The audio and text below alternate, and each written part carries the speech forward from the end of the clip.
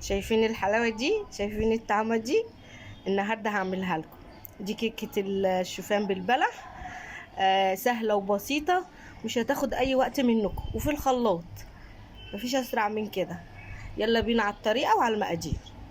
هنضيف المواد الجافه. معانا كوبايه شوفان. هو انا جبته صحيح كده وطحنته. هنضيف منه كوبايه، وكوبايه دقيق ابيض. هنبتدي ننخلهم.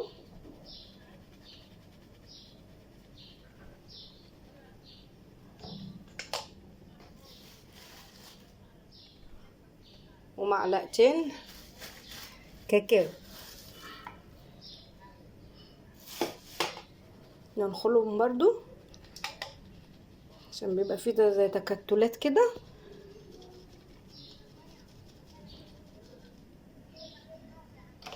تمام. ورشة ملح ومعلقة قرفة، وهنضيف بيكنج باودر، باكو بيكنج باودر. ماشي. وهنبتدي بقى نقلب المقادير كده مع بعضها كويس.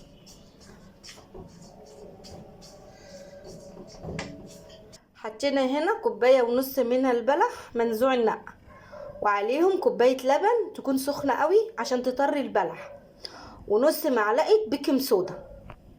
احنا بقى دلوقتي هنسيبه لحد ما يبرد ويطرى، وهنبتدي نضربه.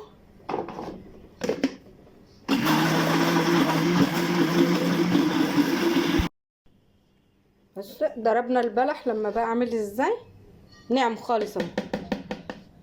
ماشي. هنبتدي بقى نضيف البيضتين. ادي واحده وادي التانية، ونضيف نص كوبايه زيت،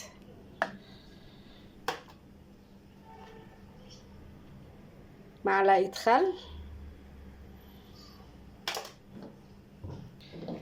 ونضرب. وهنضيف نص كوبايه عسل اسمر،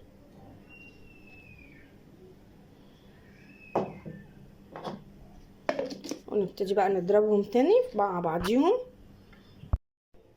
ضربناه كده اهوت في الخلاط لما بعمل ازاي.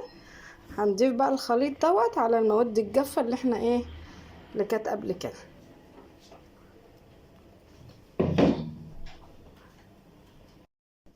هنبتدي بقى نقلبهم.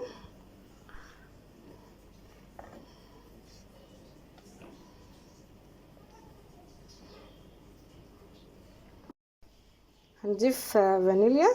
عندي فانيليا سايله كده، عادي لو انت حطيتي فانيليا اللي هي في بواكي اي حاجه. وهنا انا قطعت حبه بلح كده، بحب اوي احطهم صحاح. ماشي. وهنبتدي بقى نقلب كل المقادير دي كده. هي محتاجه شويه لبن تاني. هنضيف شويه لبن تاني، عشان انا حسيت ان هي زي نص كوبايه ربع كوبايه. ماشي. وهنبتدي بقى نقلبهم كده في بعض. هوريكم السمك هيبقى شكله وانا بفضيه بقى في الصينيه. هنجيب الصينيه نعصها كويس زيت كده، وبعدين بقى هنبتدي نفضي بصوا السمك بتاع اللي انا قلت لكم عليه، ولا مرقه قوي ولا تخينه قوي. تمام. نكبر بس الصينيه كده شويه. ماشي. ونسوي الكيكه وناخدها بقى نحطها في الفرن في الرف الوسطاني وبعد كده بقى اما تطلع انا هوريها لكم ان شاء الله. بصوا عايزين نطلعها من الفرن. هتحطوا بس الخله دي، شايفين طالعه نضيفه خالص كده تبقى استوت. هندفع عليها بقى ونسيبها تبرد.